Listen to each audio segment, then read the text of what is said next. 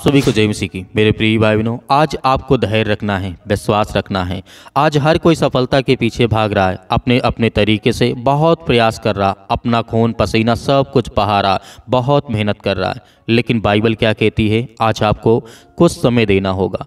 इस वीडियो में अंतिम तक आप बने रहिए। 2025 जो आने वाला है, आपकी तैयारी क्या है? आप क्या करेंगे? जिंदगी में आपके हर काम सफल होंगे। जिस काम में आप हाथ लगाएंगे उस काम में आपको आशीष आएगी, आपको बरकत मिलेगी, आपका घर, आपका परिवार हर तरीके से समृद्ध होगा। मेरे प्रियो, हमें धैर्य रखना है। आज जिस तरीके की संसार जो दुनिया है उसमें हम देखते हैं आज हर कोई सफलता के पीछे भाग रहा है, सफलता के लिए प्रयास कर रहा है, मेहनत कर रहा है, पसीना बहा रहा है। सब ने सफलता को अपने अपने तरीके से परिभाषित किया है, इसलिए लोग अपने अपने तरीकों से सफलता हासिल करना चाहते हैं। लोग सफल जीवन जीना चाहते हैं और सफल दिखना चाहते हैं। अपना घर, परिवार, बिजनेस हर तरीके से वो सफल देखना चाहते हैं। आप भी चाहते हैं, हर इंसान चाहता है, लेकिन आपको धैर्य रखना है। कुछ समय आपको देना होगा। फिर मैं आपसे निवेदन करना चाहता हूं कि आप समय दीजिए और परमेश्वर आपके हालात को बदलेगा। 2025 में आप जिस कार्य में करेंगे, जिस काम में आप हाथ लगाएंगे, उसमें परमेश्वर आपको बहुत सारी ब्लेसिंग करेगा, आपको आशीष देगा। एक घटना घटती ही बाइबल में आपको मैं कहना चाहता हूँ, और इस घटना को ध्यान से सुनिएगा, क्योंकि बाइबल में लिखा है आपकी जीवन, आपकी ज़िंदगी, आपकी लाइफ एकदम चेंज हो जाएगी। हम बाइबल में पीछे जाते हैं। जब दाऊद, जिस तरीके से राजा दाऊद मरने वाला था, तो उसने अपने पुत्र सुलेमान को यह आज्ञा दिया, और जो कुछ तेरे परमेश्वर यहोवा ने तुझे सौंपा है उसकी रक्षा करके उसको मार्गों पर चलना, और जैसा मूसा की व्यवस्था में लिखा है वैसे ही उसकी विधियों तथा आज्ञाओं और नियमों और चुनौतियों का पालन करते रहना, जिससे जो कुछ तू करे और जहाँ कहीं तू जाए और जिस किसी चीज़ में तू हाथ लगाए उसमें तुझे फलवंत बने, आशीष मिले, बरकत मिले और वो हर एक काम सफल हो। जिस तरीके से पहला राजा अध्याय 2 और वचन नंबर यहाँ पे 3 में लिखा गया है। अब यहाँ ध्यान देने वाली बात यह हो जाती है कि दाऊद ने अपने पुत्र को बड़ी सेनाओं के साथ अपना राज्य बनाने के लिए, या दूसरों की भूमि से धन इकट्ठा करने के लिए, या युद्ध में अपने शत्रुओं को पराजित करने के लिए नहीं कहा था। इसकी अपेक्षा उसकी सफलता का सूत्र परमेश्वर का अनुसरण करना और उसकी आज्ञाओं को मानना था। जब सुलेमान राजा बना तो उसने धन और सामर्थ्य के लिए परमेश्वर से बिल्कुल नहीं मांगा, बिल्कुल भी प्रार्थना नहीं किया, परंतु परमेश्वर के लोगों की अगुवाई करने के लिए ज्ञान और विवेक की मांग की थी।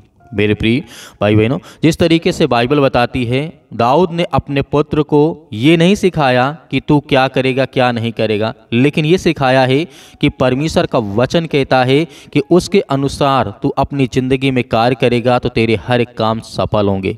दाऊद ने कभी अपने बेटे को ये नहीं कहा कि तू युद्ध करेगा, तू किसी राज्य को छीनेगा, किसी घर को बर्बाद करेगा, किसी को मारेगा, किसी को काटेगा। नहीं, उसने कहा तू अपने प्रभु परमेश्वर पर विश्वास रख और भरोसा रख। जिस किसी चीज़ में तू हाथ लगाएगा उसमें तू अवश्य सफल होगा। यहाँ पे इसी बात को हमें ध्यान देना है। जब राजा सुलेमान राजा बना तो उसने धन और सामर्थ्य के लिए प्रार्थना नहीं किया और ना ही मांगा, परंतु उसने कहा कि मैं लोगों की अगुवाई कर सकूं और ज्ञान और बुद्धि और विवेक मेरे अंदर रहे। उसके इस विनती से परमेश्वर प्रसन्न हुआ था और उसने सुलेमान को एक बुद्धिमान और समझदारी से भरा हुआ मन दिया जो पहले किसी भी व्यक्ति के पास नहीं था।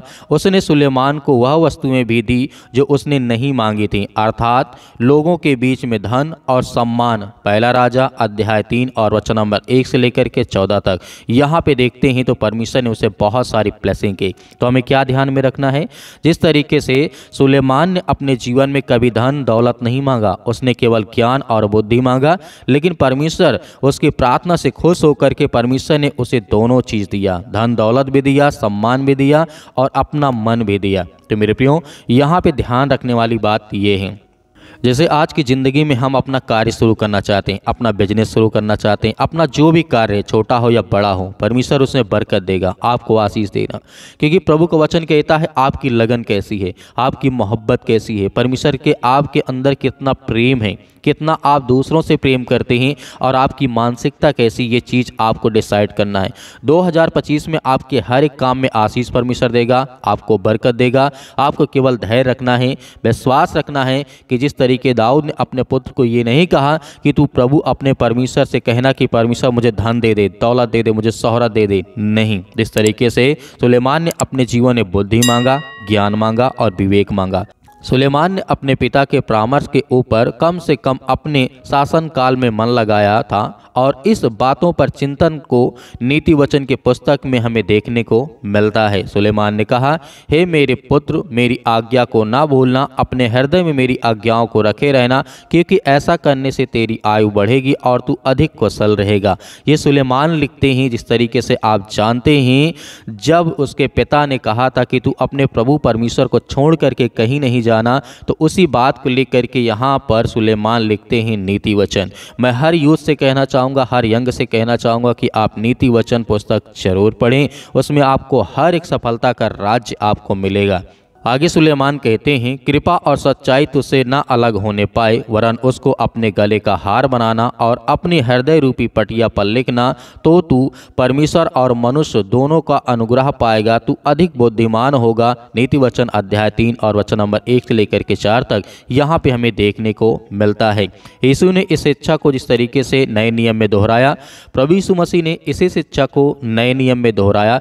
जब दाऊद ने कहा, दाऊद ने अपने पुत्र को आज्ञा दी, सुलेमान ने लिखा। उसके बाद यीशु मसीह ने जब नए नियम में आते हैं, यीशु ने इस शिक्षा को नए नियम में दोबारा दोहराया, जब उसने घोषित किया कि कौन सी ऐसी आज्ञा है जो सबसे बड़ी है। यह आज्ञा प्रभु यीशु मसीह कहते हैं, और प्रभु तू अपने परमेश्वर के सामने और अपने सारे मन से और अपने सारे प्राण से और अपनी सारी बुद्धि से और अपनी सारी शक्ति से प्रेम रखना। और दूसरी यह है कि तू अपने पड़ोसी से अपने समान प्रेम रखना, इससे बड़ी और आज्ञा नहीं है। मरकुस पुस्तक अध्याय 12 और वचन नंबर 30 से लेकर के 31 तक प्रभु यीशु मसीह ने इसको दोबारा दोहराया नए नियम में, जो राजा सुलेमान ने जिस तरीके से अपने जीवन में उसको लिखा और कहा और बताया, वही प्रभु यीशु मसीह दोबारा दोहराते हैं कि इस बात को अपने जिंदगी में याद रखना।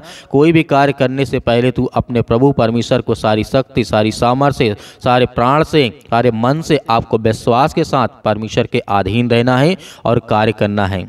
परमेश्वर को प्रेम करने का जो अर्थ है, उसकी आज्ञा मानना और उसकी आज्ञाओं को पूरा करना। यूहन्ना पुस्तक अध्याय 14 और वचन नंबर 15 में लिखा है, 23 और 24 में लिखा है।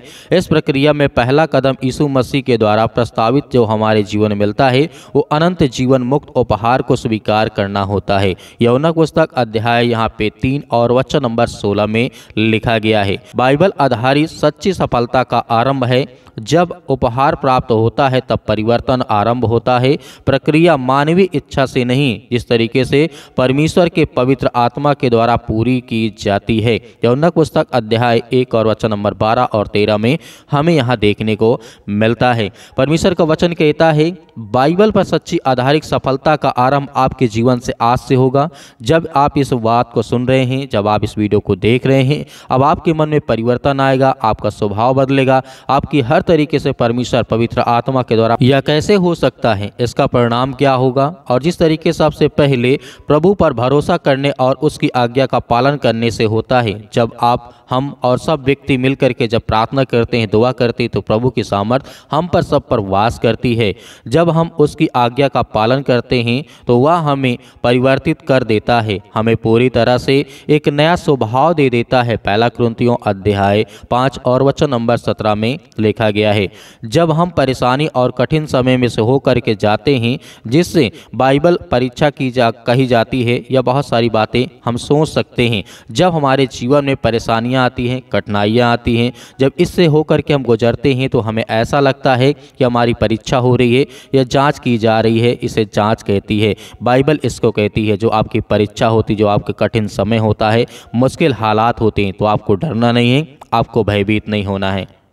हम उसे बड़ी शांति और उसके मार्गदर्शन के साथ सहन करने में सक्षम होते हैं, और हम यह समझने लगते हैं कि परमेश्वर उन्हीं परीक्षाओं को हमारे आंतरिक व्यक्ति को सामर्थी बनाने के लिए उपयोग करता है। यूहन्ना पुस्तक अध्याय 16 और वचन नंबर 33 में लिखा गया है। और दूसरी पुस्तक में जब आप पढ़ेंगे इसी बात को, याकूब के पुस्तक अध्याय 1 और वचन नंबर 2 में लिखा गया है। जब आपके जीवन में दुख होता है, परेशानियां होती हैं, तो आपको हर एक चीज़ सहने की आदत होती है। परमेश्वर का वचन कहता है, सहन करने में आप सक्षम होते हैं, यह समझने में भी कि आपको परमेश्वर आंतरिक रूप से आपके मन को परिवर्तन करता है, आपके विचार को बदलता है, आपकी हर प्रकार की परिस्थितियों को परमेश्वर बदलते जाता है। जब भी हमारे जीवन में ऐसा लगता है कि हम बहुत ज़्यादा हताश हो चुके हैं, हमारा बिजनेस नहीं चलता, हमारा काम नहीं चलता, तो आपको बिल्कुल भी घबराना नहीं है। आपको धैर्य रखना है, आपको विश्वास रखना है, परमेश्वर आपके हालात को बदलेगा। बाइबल आधारित सफलता का एक अंतिम मैं शब्द आपसे कहना चाहूँगा कि बाइबल इस पर क्या कहती है। इस तरीके से हम जानते हैं हमारे आंतरिक जीवन में परिवर्तन लाना हमारे लिए परमेश्वर का लक्ष्य है। वह अपनी संतान को बहुतायत के साथ सांसारिक उपहार प्रदान करना चाहता है। ये आपकी सफलता है, इसको याद रखिएगा।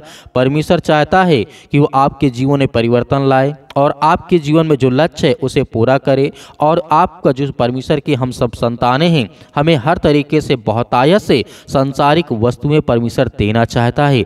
लेकिन याद रखना, जैसे भोजन, वस्त्र आदि, अन्न, मकान, कपड़े लत्ते, जो भी कुछ है, परमेश्वर कहता है कि मैं सब ये पूरा करूंगा। और ऐसा करना पसंद करता है परमेश्वर। जब परमेश्वर हमारे हालात को बदलने लगता है तो हमारे अंदर कहीं न कहीं ईर्ष्या आने लगता है, घमंड आने लगता है। तो इसीलिए परमेश्वर का वचन कहता है, जो मैं तुझे देना चाहता हूँ उसे सुकून से और शांति से ले, ताकि आपके जीवन में विवेक और बुद्धि और ज्ञान बना रहे। तो मेरे प्रिय भाई बहनों, आप जिस तरीके से इन बातों को देखें, आपने सीखा और आपने जाना, लेकिन यहाँ पे ध्यान में रखना कि 2025 में कोई भी कार्य करने से पहले याद रखना कि परमेश्वर आपको परिवर्तन करना चाहता है। परमेश्वर आपके हृदय को, आपके मन को, आपके विचार को बदलना चाहता है। तभी आप अपने जीवन में कोई भी कार्य करेंगे, कोई भी काम करेंगे, आप सफल होंगे। लेकिन 2025 में शुरू करने से आप राजा दाऊद की घटना और जिस तरीके सुलेमान के जीवन की घटना और प्रभु यीशु मसीह ने जो हमें बताया है और सबसे बड़ी आज्ञा दी है कि तू प्रभु अपने परमेश्वर को धन, मन,